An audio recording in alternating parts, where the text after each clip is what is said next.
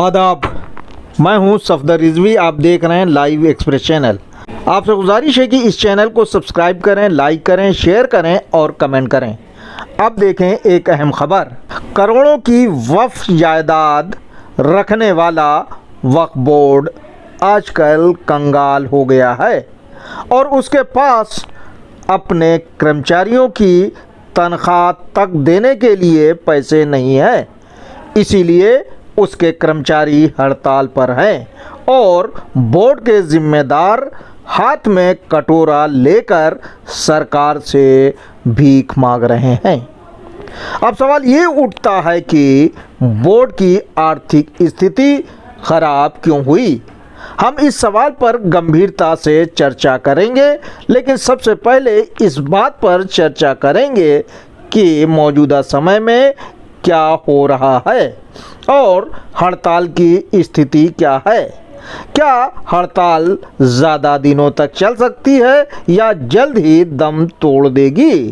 इसके अलावा इस बात पर भी चर्चा करेंगे कि क्या हड़ताल ख़त्म कराने की दिशा में कोई कदम उठाया जा रहा है। साथ ही इस पर भी चर्चा होगी, क्या बोर्ड के कर्मचारी अपने बदज़बान और बदतमीज़ चेयरमैन को माफ़ कर देंगे, जिन्होंने कर्मचारियों और महासंघ के नेताओं को उनकी मां के साथ गलत काम करने की गाली दी थी। जिस तरह से बंदूक से निकलने वाली गोली उसे घायल करती है जिसका निशाना लिया गया है, उसी तरह गाली भी उसे तकलीफ पहुंचाती है या घायल करती है जिसे दी गई है। मौलाना कल्बे जवाद के दामाद और बोर्ड के चेयरमैन अली जैदी ने जिस तरह नेताओं को गाली दी, उससे सभी आहत बताए जाते हैं।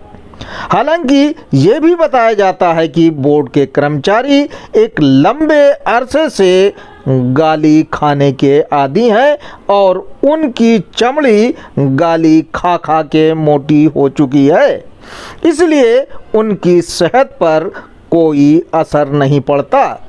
लेकिन यूनियन के नेताओं, खासकर महासंघ के नेताओं ने इसे गंभीरता से लिया है। महासंघ के नेताओं का इतिहास यही बताता है कि वे गाली देने वालों को सबक ज़रूर सिखाते हैं। संघ के बड़े नेता यूपी सिंह ने इसे न सिर्फ गंभीरता से लिया, बल्कि ये भी साफ कर दिया कि वे चेयरमैन को उनकी औकात बता देंगे और उन्हें उन्हीं की भाषा में समझाएंगे। उनका ये बयान बहुत ही गंभीर है, उसे हल्के में नहीं लिया जाना चाहिए। हालांकि बोर्ड के कर्मचारी हसन रजा ने पहले गाली के मसले को तूल दिया और अब लीपा पोती करने की कोशिश कर रहे हैं। ऐसा इसलिए कि वे और दूसरे कर्मचारी इससे पहले चेयरमैन रहे वसीम रिजवी से भी गालियां खाते रहे हैं। उनके बाद कर्मचारियों को गलियाने का ये सिलसिला मौजूदा चेयरमैन अली जैदी ने जारी रखा। इतना ही नहीं, बल्कि चेयरमैन के ससुर मौलाना कल्बे जवाद, जो ढेरों वक्फ के मुतवल्ली हैं, वे भी बोर्ड के कर्मचारियों को सार्वजनिक तौर पर गलियाते रहे हैं। लेकिन महासंघ के इज्जतदार नेता शायद गाली खाने के आदी नहीं है, इसीलिए यूपी सिंह ने गाली देने वाले बदतमीज चेयरमैन अली जैदी को सबक सिखाने की बात कही। सुने यूपी सिंह ने क्या कहा, उनके शब्द। आज की स्थिति यह है कि चेयरमैन साहब ने बहुत ही गंदी भाषा का इस्तेमाल किया हमारे प्रशासनिक अधिकारी साहब को। हसन रिजवी साहब वहाँ सारे कर्मचारी थे और उन्होंने ये भी लैंग्वेज में गलत लफ्ज़ में कहा कि हम बुलाइए, जो होगा सब सालों को देख लेंगे। ये स्थिति बहुत खराब है और इस तरह का पार्लियामेंट भाषा चेयरमैन को कहना जो है अच्छी बात नहीं है। और उनको पता नहीं कि जवाहर भवन संगठन की क्या स्थिति है। यहाँ बड़े बड़े चेयरमैन और IAS का सुधार गृह बना दिया गया है और अगर इस तरह से जो गाली दिया, इसकी शिकायत मैं माननीय योगी जी से करूँगा और माननीय अपने पंचायती राज मंत्री, मैं पंचायती राज का भी प्रदेश अध्यक्ष हूँ, माननीय पंचायती राज ओम प्रकाश राजभर से करूंगा कि ऐसे चेयरमैन जो 21 से काम कर रहा है और कर्मचारियों को उत्पीड़न कर रहा है, वेतन का भुगतान नहीं करा सकता है, ऐसे चेयरमैन को यहाँ रहने का कोई औचित्य नहीं है। इनको भी हटाने की बात करूंगा। अगर ये नहीं मानते हैं तो अभी हम पूरे प्रदेश के, अभी हम Uttar Pradesh federation of association के भी प्रदेश कार्यकारी अध्यक्ष हैं और जरूरत पड़ेगी तो हम सब प्रदेश के संघ महासंघ सब इनके साथ आएंगे और चेयरमैन को यहाँ घुसने नहीं देंगे। अभी इन्होंने जाना नहीं। जवाहर भवन की हड़ताल में बीवी सिलेंडर ने कहा था कि जवाहर भवन इंदिरा भवन एक कर्मचारी संगठन ऐसा है कि जिसके आंदोलन पे सरकार में भूचाल आ जाता है। अभी ये लोग समझ रहे हैं कि यही 14 कर्मचारियों का आंदोलन है, यह प्रदेश स्तरीय आंदोलन बनेगा अगर इस चेयरमैन के रवैया और इस विभाग में वेतन का भुगतान के लिए कार्रवाई शीघ्र नहीं की जाती है। सर, इन कर्मचारियों के साथ पहली बार जो अभद्रता किया उसके खिलाफ तो मतलब हम FIR कराएंगे। हमारे कर्मचारियों को जो गाली है, यहाँ का कोई भी अधिकारी या सुन ले कि अगर हमारे कर्मचारियों के साथ कोई भी अनपार्लियामेंट्री भाषा बोलता है तो उस अधिकारी के साथ उसी तरह का व्यवहार करता हूं और करके दिखा दूंगा। ये घबराए ना चेयरमैन साहब कि ये 14 कर्मचारी को बहादुर बोस बने हुए हैं ना। जब यहाँ जवाहर भवन इंदिरा भवन के कर्मचारी इनको घेरेंगे तो इनको पता चलेगा।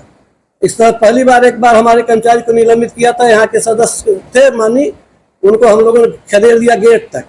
और अभी पूछ लेंगे अपने PAPS से क्या हुआ था पूर्व सदस्य के साथ। जी हाँ, सुना आपने UP सिंह की चेतावनी और धमकी। उनके बयान ने न सिर्फ चेयरमैन की पैंट गीली कर दी है बल्कि उनके ससुर मौलाना कल्बे जवाद की भी सिट्टी पिट्टी गुम कर दी है। उनकी हालत बेहद ख़राब है, इसीलिए अब वे हड़ताल ख़त्म कराने में लग गए हैं। इसके लिए पैसों का इंतज़ाम किया जा रहा है। जिन जिन वक्त में बकाया है उनसे पैसे मांगे जा रहे हैं और कुछ वक्त से एडवांस भी लिया गया है। बोर्ड के लेखाकार और दूसरे कर्मचारी आपस में चर्चा करते देखे जा सकते हैं कि वे किस किस से उगाही कर सकते हैं। लेखाकार आबिद रजा और विधि सहायक जफर सज्जाद इसमें ज़्यादा दिलचस्पी ले रहे हैं। ऐसा माना जाता है कि ये लोग हड़ताल ख़त्म कराना चाहते हैं और इनकी चेयरमैन अली जैदी से साठ गांठ हो चुकी है। इन लोगों ने कई लोगों को बताया कि मौलाना जवाद बहुत परेशान हैं, इसीलिए वे 10 लाख रुपए का चेक दे रहे हैं। ये पैसा वक्फ गुफरामाप का बताया जा रहा है। हालांकि वैध ऑडिट कराया जाए तो गुफरामाप पर 50 लाख रुपए का बकाया निकलेगा। इसी तरह वक्फ सज्जादिया पर भी करोड़ों का बकाया निकलेगा, जिसे मौलाना कल्बे जवाद ने हज़म किया हुआ है।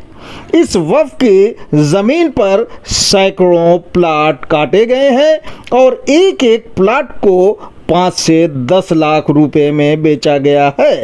इन प्लाटों से मौलाना कल्बे जवाद ने अरबों रुपए हासिल किए हैं। सिर्फ कोलंबिया स्कूल के मालिक मजहर हुसैन से मौलाना ने 3 करोड़ वसूला है। इसके अलावा ऐसे भी ढेरों मामले सामने आए हैं जिसमें एक एक प्लाट को कई लोगों को बेचा गया है। मौलाना जवाद ने ना तो इसका वैध ऑडिट करवाया है और ना ही वक्फ बोर्ड का कंट्रीब्यूशन उसे दिया है। इसी तरह वक्फ अब्बास बाग की करबला में भी मौलाना प्रशासक हैं, जहां कब्रों की बिक्री से लाखों की आमदनी होती है, लेकिन उसका भी बकाया है। वक्फ अली जहाँ खां पर भी बकाया है, उसके मुतवल्ली भी मौलाना कल्बे जवाद हैं। बोर्ड के कर्मचारी बताते हैं चूंकि मुतवल्ली अपने हिसाब से बैलेंस शीट बनवाकर कम आमदनी दिखाता है, इसलिए बोर्ड का कंट्रीब्यूशन जो वाजिब है बोर्ड में जमा नहीं होता। अगर बोर्ड तमाम वक्फ का वैध ऑडिट करवाए तो बोर्ड की आमदनी बढ़ जाएगी। हर वक्फ से बोर्ड को उनकी सही आमदनी का 7% मिलता है, जो बोर्ड के खर्चों के लिए काफ़ी होगा। लेकिन बोर्ड के चेयरमैनों ने जो रवैया अपनाया है वो सही नहीं है। अपनी जेब भरने के लिए चेयरमैनों ने वैध ऑडिट नहीं करवाया और मुतवल्लियों को वक्फ की आमदनी के साथ बेईमानी करने की पूरी छूट दी।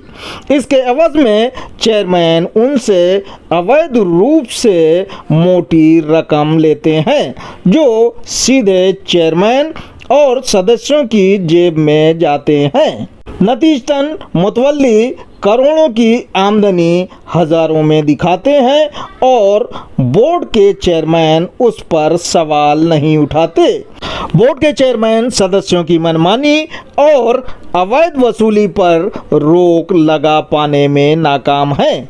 इसी का जीता जागता नमूना मौलाना रजा हुसैन और बेगम नूर बानो है। मौलाना रजा हुसैन के वक्फ सरकार हुसैनी, जिसे मैरिज हॉल बना दिया गया है, उसकी आमदनी करोड़ों रुपया सालाना बताई जाती है, पर वे इतनी आमदनी नहीं दिखाते। इसी तरह बोर्ड की दूसरी सदस्य बेगम नूर बानो हैं, जिनके वक्फ की आमदनी अरबों में बताई जाती है, लेकिन वहाँ भी बोर्ड वैध ऑडिट नहीं करवाता और सदस्य नूरबानों को आमदनी से छेड़छाड़ करने की पूरी छूट दी है। बताया जाता है कि रामपुर के वक्फ की ज़मीन पर अवैध रूप से दुकानें बनवाकर बेची गई हैं। मेरठ स्थित मनसबिया की आमदनी किसी से छुपी नहीं है, लेकिन वहाँ का मुतवल्ली बनाने से पहले उससे लाखों रुपये वसूल लिए जाते हैं। ये चर्चा आम है। इसी तरह वक्फ सिप्तेनाबाद का मुतवल्ली शमील बाबरची करोड़ों रुपये शादियों से हासिल करता है, लेकिन उसने भी कंट्रीब्यूशन वक्फ बोर्ड को नहीं दिया है और उस पर बकाया बताया जा रहा है। इसके अलावा वक्फ दरगाह आलिया नजफ़ हिंद जोगीपुरा की आमदनी करोड़ों में बताई जाती है, लेकिन वहाँ भी वैध ऑडिट नहीं करवाया गया है और वहाँ से लूटमार गैंग अवैध वसूली करता रहता है। नतीजतन वहाँ से भी नाम मात्र का कंट्रीब्यूशन आता है। अभी फिलहाल 10 लाख रुपए का बकाया बताया जा रहा है। इसे जमा कराने के लिए सीओ अजीज अहमद ने पिछले दिनों मुतवल्ली को सख्त पत्र लिखा था।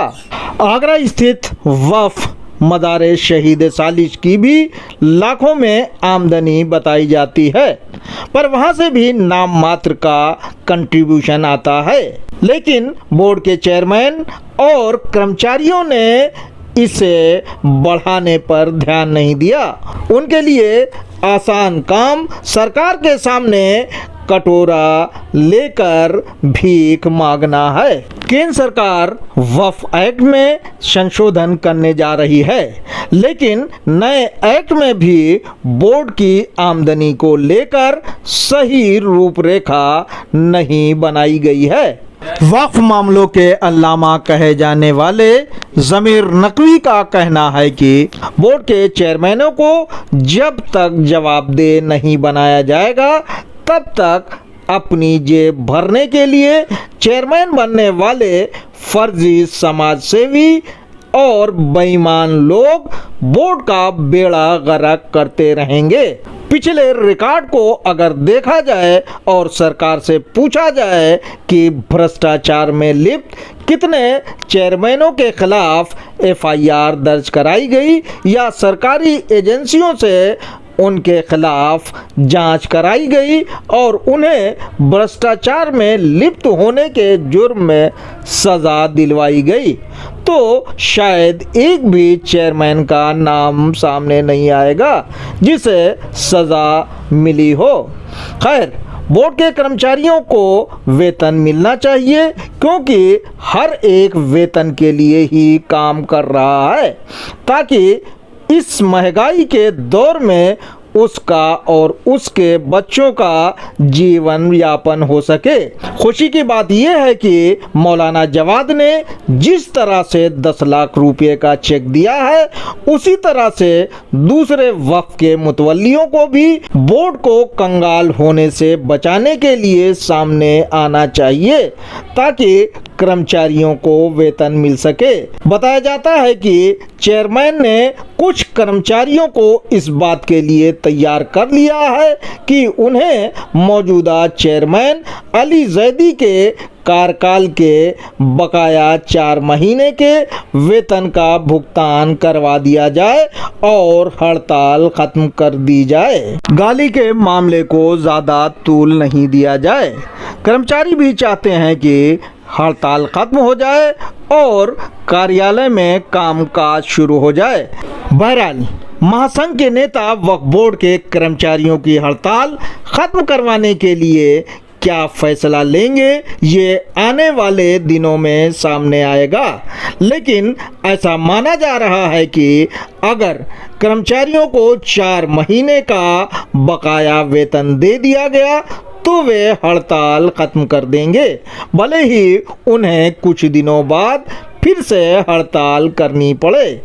योगी सरकार को चाहिए कि बोर्ड में हो रहे भ्रष्टाचार को रोकने के लिए लुंज-पुंज और अवैध बोर्ड को भंग करके वहां प्रशासक नियुक्त कर दे और बोर्ड की परमानेंट आमदनी के लिए कारगर योजना बनवाए। लेकिन बताया जाता है कि अल्पसंख्यक विभाग का काम देख रही मोनिका गर्ग के गलत फैसलों के कारण अवैध वक्फ बोर्ड योगी सरकार की साख पर बट्टा लगा रहा है।